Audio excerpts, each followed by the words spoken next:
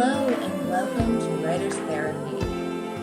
It's going to be pretty obvious pretty quick. Neither of us are therapists, but we probably should find one. This podcast is like our group therapy. Kate, me, and listener. Hi, Kate. Hi, Marty. How are you? Oh, doing good. Did you get any writing done today? Not on the project that I thought I would, but I did get some done. This week has been a good week for me. I don't know, I just kind of accepted first thing this morning, no, I'm just gonna... Some days you just need that. Yeah, absolutely. A nothing day. So I had to do a showing. Andrew took a lunch so I could do a showing. And then I got home and took care of the kids. And when I would normally be writing, I took a nap and then I started baking. Oh, yeah. What'd you make? Well, I opened a can of pumpkin so Ooh. I could make some pumpkin muffins. And then I didn't want the can to go bad, so I made pumpkin granola, pumpkin chia seed pudding, and a pumpkin smoothie. Oh my god. I'm so jealous. You're deep in the fall vibes. That's right. I am. Yesterday it actually was kind of chilly out. And so today I just it just had the bug, I want to wear a sweater so bad. But God, such a mood. We keep having these 80-degree days. I'm God, it's so gross out. I hate this. Ugh, When's it gonna be cold? When is it gonna be cold? And then I can complain about it being cold. I've told you my rule, right? That I don't complain about the cold until March 1st. That sounds like a good rule. Yeah, otherwise, I'm complaining about the heat all summer long because I don't have control over that. I'm gonna complain about the heat.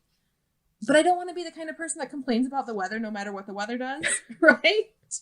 Yeah. So I have a rule that I can't complain about it until March 1st, and then it's okay, we can complain now. That sounds good. I might do a rule like that, except unless it's below 0. Yeah. If it's below 10, then I'm definitely complaining. Well, and it's one thing to make observations of wow, it is cold out there, very dry, but to be I just don't want to do anything. I feel there's a difference in that. Oh yeah, totally. So I feel I don't get the same way about winter the way I do about summer, when it's oh, it's just so hot, it saps my energy, I can't think. Absolutely. Well, and then I just feel I'm melting all the way through summer. All the way through summer, I'm oh my god, yeah. My skin can't touch my skin or I will die.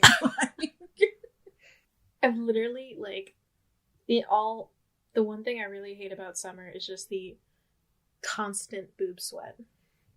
The constant what? Boob sweat. Oh yeah.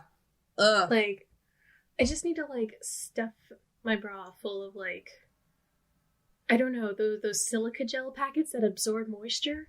Ugh. It just feels you're submerged in swamp. You are swamp. Literally. I am swamp. And then you take a shower and it's I need another shower. I step out and I'm I am going to die.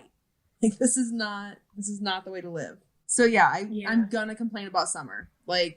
That's gonna happen. But I have my rule for winter. Okay. Yeah. Oh, did I tell you that I realized Just Bake Married is gonna release in the spring when it's a winter book? Oh, I thought you were talking about just banded together being a winter book releasing in the spring. Well, it is a winter book, but I can change that one to being a summer book very easily, right? Yeah. The winter doesn't really play a role in the story. But Just Bake Married, the New Year's Eve party is the catalyst, right? And so I don't really have a summer equivalent that I could change that to, because 4th of July would be outside and it's a completely different vibe. There's no midnight kiss. Yeah, exactly. That's plot. Which that still happens off page right now, and I don't think I like that. Oh yeah, no, you gotta show that. I know, but then we had the end of that chapter, and then we go into her waking up, and like that is just kind of like a nice break. But yeah, no, I'll have to figure out a way to make the New Year's Eve party. Maybe she could wake up and kind of relive that moment. They both kind of do, but I could be more specific about it. Okay. Like, make it really, like, you feel like you're there, like you're not missing it. I've been thinking about doing that too. I think that's a better option, because otherwise I don't think all of New Year's Eve needs to be shown to tell a story. And, you know, I don't think, like, I think there's certain holidays that if the book takes place and is, like, centered around them, like, you know, Christmas books, then it's like, okay, I don't really want to read this any other time of year besides Christmas. Yeah. I don't really have strong feelings about that. Like, for New Year's, it's like, oh, this is a New Year's Eve book. Okay, I could read it any time of the year, honestly. I feel that way too. And then also, it's also, like, not super centered around New Year's. It just starts there. Yeah. Well, and then, like, when the book releases, like, yeah, that's how the timing's gonna go. But anytime after that, it's just gonna be a, you know, back catalog. So people pick it up, like, whenever, anyway. Yeah, that makes sense. So we were going to talk about, not procrastination, where was it? Yes. Working past writer's block. Yeah, let's talk about it. So what do you do to work? I mean, so you're having your day off from writing. Mm-hmm. Would you say that's one of your things, or? Not necessarily. I would say today it kind of was, where it was just like, my brain's just like, I'm just tired, you know, like I need to just allow myself to rest. And so that's kind of what today was. And yes, I don't know specifically what I'm writing next in either of my works in progress, but typically if I'm blocked, now that I'm switching between works in progress, that's been a big help, because then I can take time to think about where I need to go in the next book. Like in one, okay, so we have work in progress 1, and then we have WIP 2, right? So while I'm writing on WIP 2, I can take the time to think about what WIP 1 needs to do next, right? Without feeling like I'm losing time, because that's the worst feeling for me, is losing time. And so when you pull yourself out of, like, your project number 1 and you put yourself back into it, you know, after, like, that sort of mini break, you kind of get that new you get a new perspective, because you're kind of reassessing everything that you kind of had let fall to the, like, you put that away, now you're taking it back out, looking at everything with new eyes, and maybe you're noticing things that need to be picked up on that you hadn't really been thinking about before. Yes, exactly. It's like looking at it with new eyes. Like, I'm not so close to it that I'm actually able to see the picture.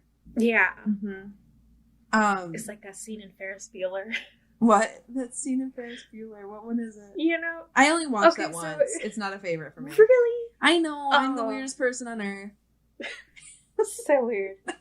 Well, no, so I was a film major, so... Obviously, Ferris Bueller's a big hit for you. Obviously, I've analyzed this movie. I've written so many essays on it. But, so, one of the things that I've always really loved about...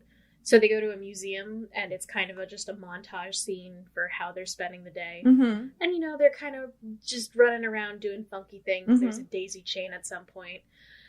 But it keeps cutting back to Cameron, the really anxious boy. Mm-hmm. And this painting, I forget the name of the artist, but it's the one where it's the hills and the dots. It's a promenade. Yeah? Yeah. Yeah, it's the dot painting. Why can't I remember that guy's name either? But so, like, it's the pointillism painting. Yes. And he's looking at it, and it keeps cutting closer to the painting and focusing on this little girl, and she, you know, she's screaming or something, but it keeps going closer and closer to her, and keeps cutting back to him, closer and closer to him. And, like, the sentiment is, like, the closer you look at it, the less there is. Mm-hmm. And it's like, you really have to, like, pull back, appreciate the whole of it. Because, like, when you strip things down to, like, their individual sentences, like, that's not a book, that's just a pile of words. Mm-hmm. And, like, it really feels like that. Well, and it's like that mural analogy we had. Yeah, anyway. where like you're looking too close to one part of the mural, you're gonna do it distorted. So you have to still keep in mind the entire mural. Yeah, you keep having to step back and making sure that you're keeping it in perspective with everything else. But yeah, so essentially, like, when I get blocked, I really try to think about, like, what I've written. And typically there's something that, if I'm blocked, there's something that isn't working. And, like, I know it's not working. I just have to come to, like, an acceptance of, like, this is not working. Then I have to see, like, okay, where did that part of the plot begin? What could I do differently? And I have to backtrack to where, like, the plot went awry. Oh, I just read something that was like, someone had posted, the best writing advice I've ever gotten is that if you feel something's wrong you're stuck, literally count 10 sentences backwards. And there's probably where your problem is. Wow. And, it sounds like it's so inexact, but, like, yeah, it's like, okay, count 10 steps backwards. What do you mean? Like, this, like, what's that going to solve? How can you be right about this every time? But then it kind of is like, yeah, I wrote myself into a corner and I just need to back myself out of it. Well, and it might not be that, like, it might be more like if you count back 10 sentences within those 10 sentences, like, you're gonna find your mistake, right? Yeah. And Banded Together, I ended up backtracking like over 20,000 words. Oof. I know, but man, those are long sentences. Yeah. I'm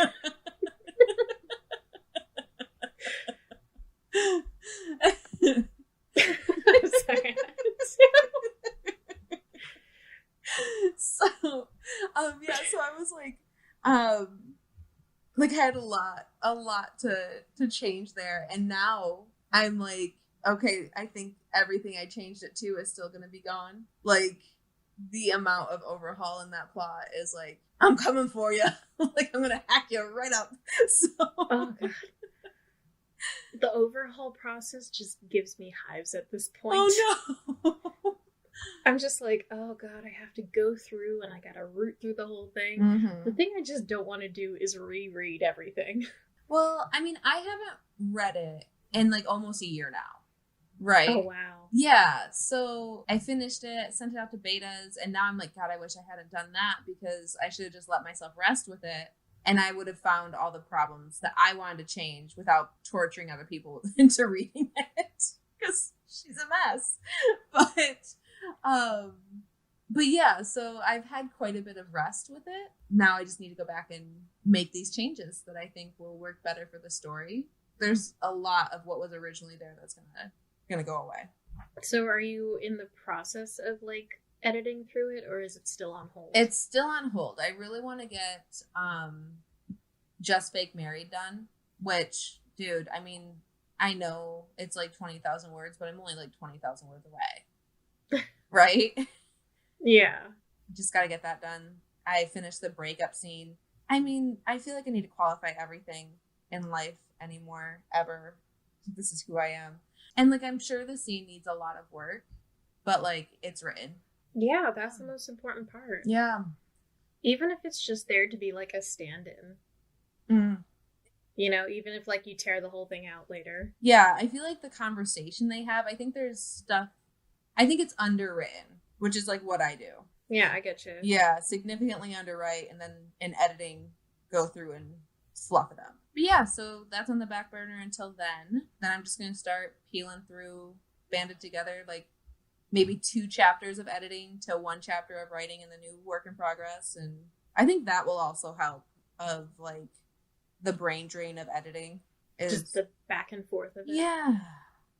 You got to let me know how that goes, because switching from like editing mode to like writing mode is just so hard for me. I feel like I get stuck in one or the other, and when it's finally time to switch back to the other, it's like, oh god, I don't know how to get out of this. I'm hoping it'll work. We'll see. I feel like the editing I'm doing is so big that the editing that is really hard for me is like line edits, right? Where you have to like think about this word in this sentence, and like those are the really challenging edits for me. Well, so I feel like that's what like beta readers are best at. Mm-hmm. I mean, I guess it depends on like the particular beta read. But so like when I was reading through your All Roads to Carter story, I think like the main thing that like I was doing was saying like we need to like switch out these words, add on to this. Yeah, I feel like that was a lot of my critiques for Live Laugh Lich Live Laugh Lich as well, was like kind of line edits.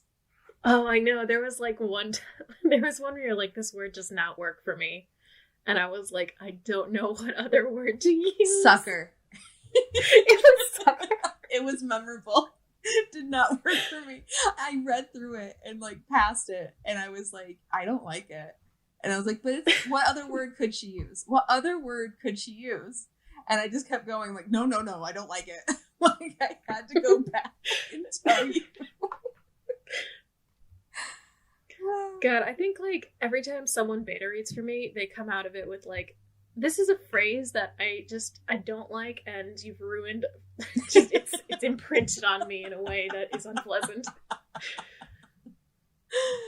You have dug Mickey, this into my brain. Yeah, I think I said something like boneless sack of oats to Mickey in like a chapter, and they were like, first of all, sacks of oats don't have bones. I Third of so all, hear them you saying use this that like 100 times. That is so funny. What book was that? Oh, that was my saltwater. Oh, okay. Project. God, I don't know what I'm gonna do with that thing. I don't know. The concept is so cute. Like, that premise is adorable. I just like, that's one that I want to send to my mom because it just seems like something she'd really enjoy. Yeah, and like there's a lot in that project that I think of like so fondly, and I really loved, and like obviously a lot of stuff that like other people didn't enjoy as much as I enjoyed writing it. I think someone wrote like, she's not smart enough to be out on her own walking around, and I was like, yes, that's the point. She's dumb as hell, and she's immature, and she's ready to fight anyone who like looks at her wrong.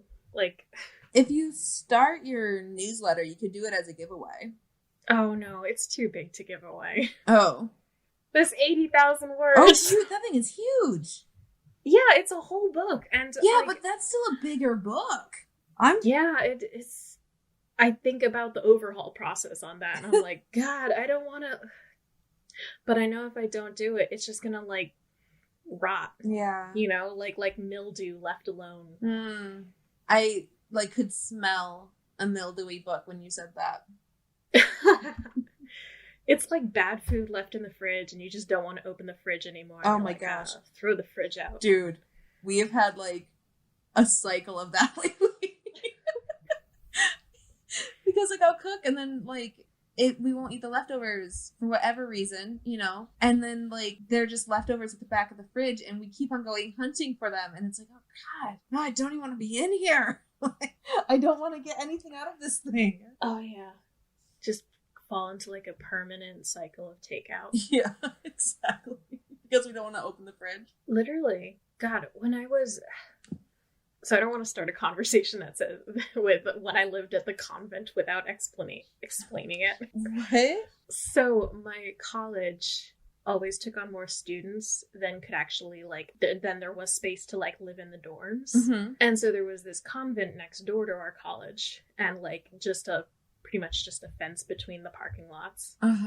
And so they made a deal with the convent next door, and they were like, okay, so you're gonna take some of our students and they can eat in your mess hall, though I literally never did because I tried to, and I was like, okay, so we can eat here, and they were like, yeah, we're not sure how that's gonna work. I'm like, okay. So I did a lot of takeout that semester. And there was like this shared fridge in my hallway, and you know, people constantly stole each other's leftovers. Oh my gosh. But the fridge itself was so grody that it left this imprint of smell, of taste on whatever food you left in there for like an hour. No, I don't like it. Oh, it was vile. I tried so hard not to ever have leftovers, but like sometimes you gotta... Oh, that's rough. Saltwater. What do you call that one again? Oh, so it's been through a couple of titles. Okay. Because, like, I love a title that just sounds ridiculous. Like a pun or a rhyme. I always love your titles. Like... Well, so it was originally titled 7 Days to Seduce a Sailor. That's so cute. But then I had to take the kind of seduction plot out of it because I was like, that seems kind of like, it didn't seem like a great element. Like it was affecting the romance kind of weird and I didn't like how it was doing it. But so then I was like, okay, well, I'll just temporarily name it Saltwater Hearts or Saltwater Love or something like that. Because there's this like Florence and the Machine quote. There's a poem at the end of one of her songs where it talks about you don't want to breathe, don't want to think. Well, I have to look it up. Who is it? Florence and the Machine. It's a band. Yeah. I think her name's Florence Welch? Yeah. I don't know. I think sit on it until you have another, like, fantasy, paranormal romance. Is that what that would be considered? Yeah. So it's also historical, so I'm like, it's just a weird... I wrote it before I really understood the mechanics of a romance novel. Yeah, I think that's kind of when I was like... That's why Banded Together is going to have such a huge overhaul. Is because, like, I wrote it and I learned a lot in the process of writing it. But now I know all the things I know and didn't know then. Well, so there's also that just kind of... Do you ask yourself, hey... Or do you just kind of say, I'm going to forgive myself for having a first book that isn't as great as what I would produce now? Yeah. And do I just let it have some flaws? I fix what I can, but I don't tear it up trying to fix it. Would it better you to fix it? Or do you just feel like you have like a fiduciary responsibility to it? Well, okay, so I don't know what fiduciary means.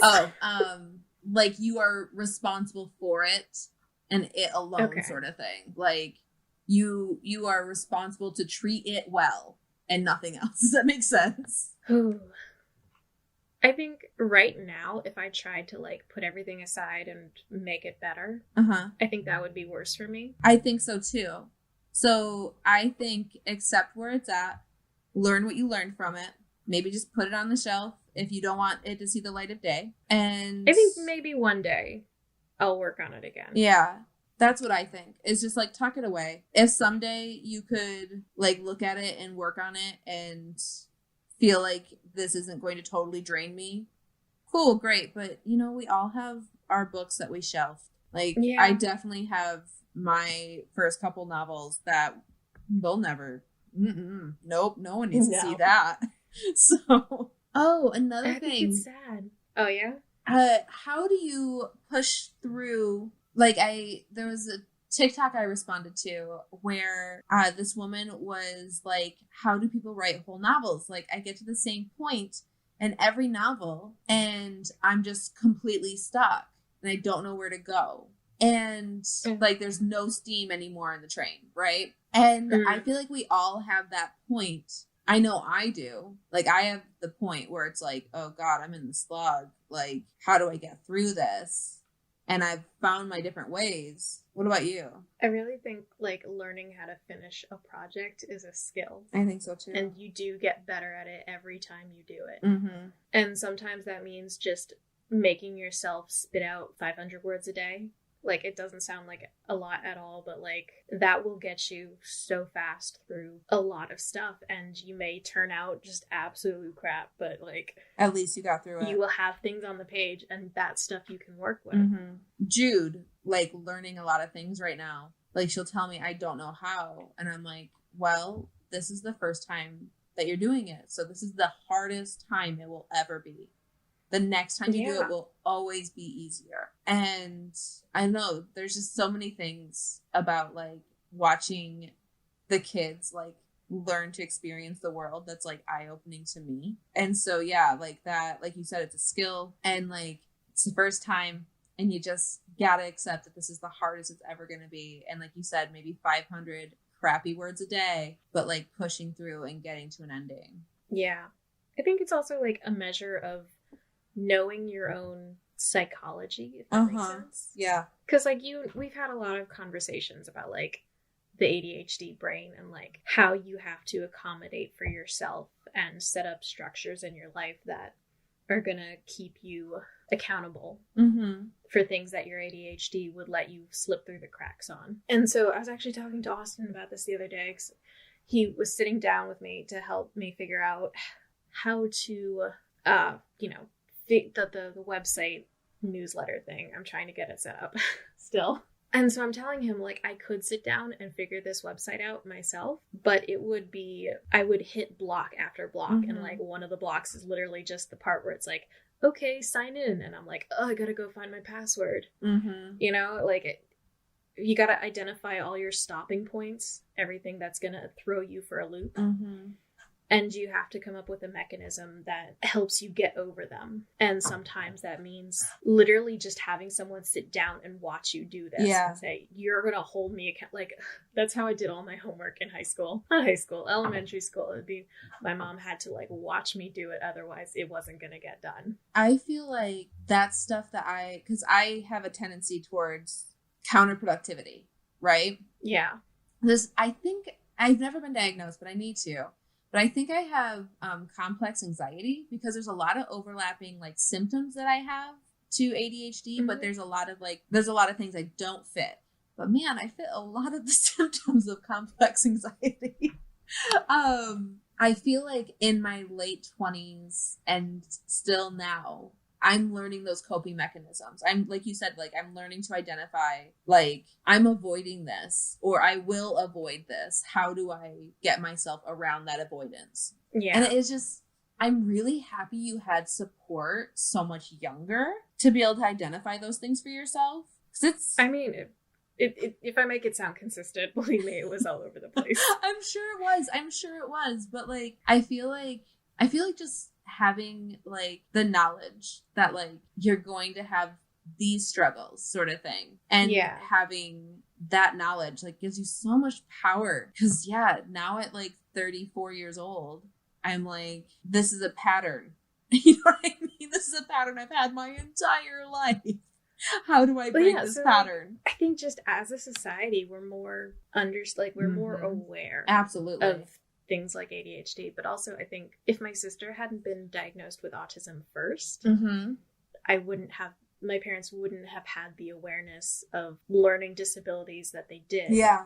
That later led to me being diagnosed with ADHD. How old were you when you were diagnosed? Oh, high school. Okay. There was a lot of like, why can't you do this? Why is your homework always crumpled up at the bottom of your backpack?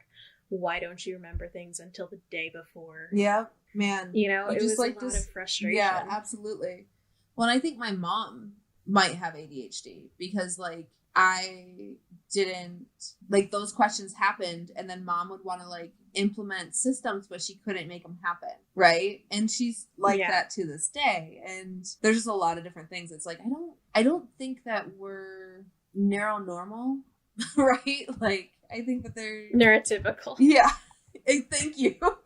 I'm like, I know this is not we're right. Normal. We're not neuronormal. Like that better. I do too. Why didn't we go with the alliteration? But yeah, so yeah, I relate to all that. Like, why isn't this done? Why I told you to clean your room 2 days ago. It's still not done. You can't do anything until you get this done. Why are you just in here playing and not cleaning your room? Like, yeah. Literally, no one in my house knows how to like clean their room. It's always like, I'm going to tell you to do this, and then I'm going to walk away. I'm going to come back in 10 minutes. You're going to be reading a book, without fail. For Jude, I'm like, okay, you have to pick up 10 items, right? Okay. And so she'll pick up 10 items, and like I know that's where her attention span is, right? Like she can do 10 items, and then a little bit later, I'll be like, hey, 10 more items. And so I like that. Yeah. It's very manageable. Exactly. And like, she'll be like, Mom, I don't know what to pick up. And like, that's when, and I want her to have a better relationship with like cleaning than I do. And so that's when I really have to check myself, because when I'm telling her to clean, I'm cleaning too. And like, I have literally been like, girl, close your eyes and point at something. This room's a mess. So like, it's the whole kids recognize what is messy. Or like, what cleaning something means. Like picking a toy up and putting it in a box is so easy, but like dirty laundry is like well, do I have to wash this or do I put it in a basket? Well, at this point, she's only putting dirty laundry in a basket. And then everything else. I mean, she's like, what, 5? Yeah, she's 5. So she is now starting to help me fold laundry, which that's amazing. And she really enjoys doing it. So, like, that's super cute. Is like, it's something that she and I do together and we talk through it and like all of that. But yeah, like, I'm like, okay, so Gooser, look at your feet. What's supposed to be under your feet? And she's like, floor. I'm like, okay, what's under your feet? Like, take care of what's under your feet. She's so cute, dude. But yeah, so just trying to, because I think that's another thing that like was a struggle in my household, was like there wasn't an understanding of like how much I could at 5, 6 focus on cleaning. It was stressful, and now I associate cleaning to stress, and I don't want that for the kiddos. So just trying to unlearn everything I know so I can help them. So. Well, Kate, are we off to do our other thing? I think so. I got nothing for it, but I'll be there. All right. I'll talk to you later. Right. Like in a couple minutes. Yeah. Yeah. Yep. Okay. Bye.